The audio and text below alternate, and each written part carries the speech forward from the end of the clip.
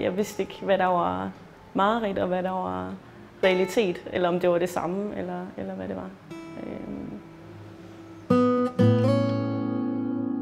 Min mor hun blev syg første gang med brystkræft, da jeg var 9 år. Og igen, da jeg var 10 i det andet bryst. Altså min mor hun var meget sådan med at holde facaden. Så alle havde rigtig svært ved at se, hvorfor hun skulle gå hjemme, når hun egentlig virkede så frisk, som hun gjorde, når hun var ude blandt andre. Jeg tror, det de ikke så, det var, at hun lå meget tæt på sofaen derhjemme. Sov dårligt og havde det faktisk dårligt derhjemme. Min far, han var sømand på det tidspunkt, og så han var væk noget tid, så min storebror og jeg var alene hjemme. Det passede for det meste med, når min mor så var indlagt i løbet af de første år, at min far var hjemme. Men hun begyndte også at have det mere skidt, når det kun var min storebror og jeg derhjemme. Og der tror jeg, det var sådan første gang, hvor jeg egentlig bliver utryg, også ved at være hjemme og ved at have hende selv, fordi jeg er for ung til at kunne gøre noget. Jeg kan ringe til ambulancen, og det er det, jeg sådan kan finde ud af. Og i starten kunne hun godt selv soignere sig og sådan noget, men det kunne hun ikke til sidst. Og det var utroligt grænseoverskridende for mig. Men jeg gjorde det, fordi der var ikke andre. Jeg tror, jeg følte et eller andet sted, at det var min pligt. Jeg var datter, og jeg skulle være der, fordi hvem skulle ellers gøre det?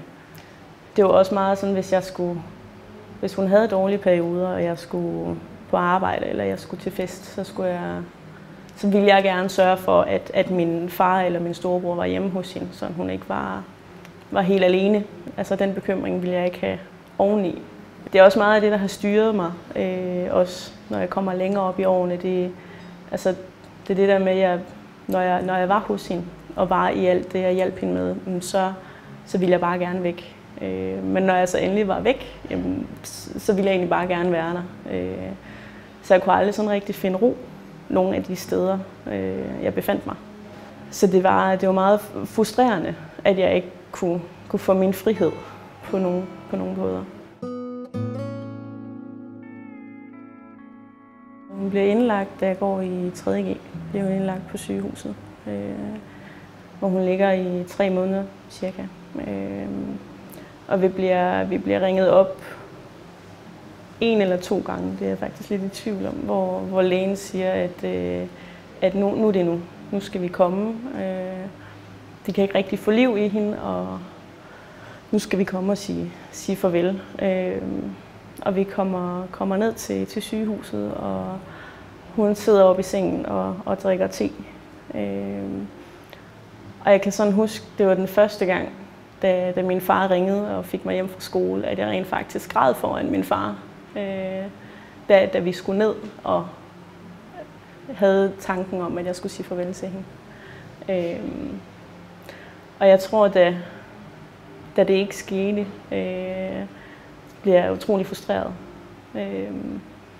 Jeg havde gået meget med den der tanke om hun ikke bare snart kunne få fred, om hun ikke kunne dø, om vi andre ikke også kunne få fred på en eller anden måde. Jeg var rigtig bange over, altså for at jeg havde de tanker, fordi det ønsker man ikke om sin mor, men det gjorde jeg på det tidspunkt, fordi det var bare for meget og for ulideligt at kigge på. Og se hende have det sådan, som hun havde det. Jeg når så at få min studenterhue på og komme over og fejre, hvad der nu kan fejres på et hospice. Og så dør hun i slutningen af august.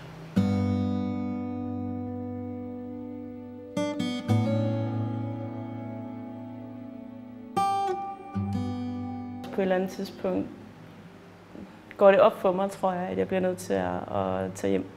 Også lidt før tid. Fordi jeg ikke kan... Altså jeg har sådan min mors stemme i baghovedet om, at det duer ikke det her. Og tager sig hjem og kommer hjem til min farbro. Og flytter så til Aarhus og for at studere. Og jeg havde stadigvæk sådan tankerne om, altså det med, om det var gået op for mig. Så jeg startede ved en psykolog og fik de 12 gange, man kan få ved henvisning fra lægen af. Men det var, jeg tror det var, enten var det for tidligt, det var i hvert fald ikke den rigtige måde at gøre det på, fordi jeg fik fortalt den historie, som jeg har fortalt tidligere også, altså hvordan min mor havde det, og egentlig ikke hvordan jeg selv havde det. Og det brugte jeg så de 12 gange på, og havde nok en eller anden tro om, at så kunne jeg ikke få det bedre. Og jeg tror, et halvt år senere kontaktede jeg så Børn, Unge og Sorg, fordi de mangler frivillige. Hvor jeg egentlig tænkte, altså fordi sådan et tilbud var der ikke, der hvor jeg kom fra. Og jeg vidste ikke, at det eksisterede, dengang min mor var syg, og heller ikke lige efter. Og jeg tænkte, jeg ville gerne give unge noget, som jeg ikke selv havde fået.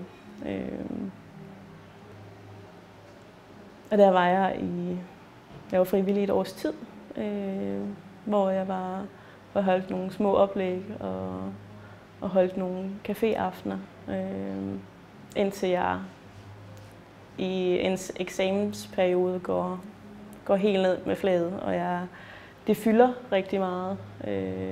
Både min egen historie og alle de andre indtryk, jeg egentlig har fået af alle andre unge, som jeg har mødt. Så de tilbyder mig en plads i ungegruppen, hvor jeg går i 15 måneder, og får bearbejdet min egen historie.